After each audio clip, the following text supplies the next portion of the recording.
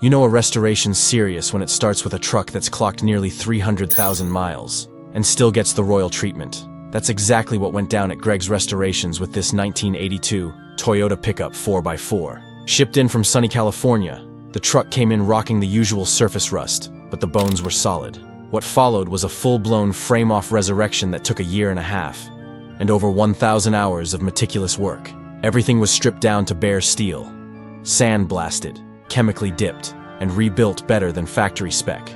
The bed alone needed custom fabrication, since aftermarket panels just didn't exist. The paint? A crisp coat of Sherman-Williams Phoenix Red, with layers of protective undercoats and seam sealing that laugh in the face of rust. Even the bed got a color-matched Raptor liner to tie the whole thing together and keep it sleek. Under the hood, things get spicy.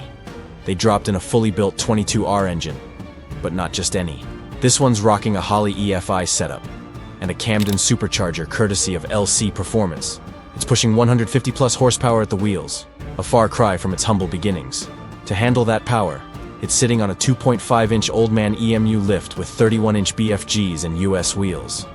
Stopping power comes from upgraded disc brakes with a Trick e-brake caliper, and the exhaust sings through a ceramic-coated system with an LCE header. On the outside, you'll find a Go Rhino roll bar, LED KC lights, and replica bumpers that haven't been made since the 90s. Inside, it looks factory, but hides a Bluetooth-ready sound system and other modern amenities. You couldn't restore a vintage better if you tried.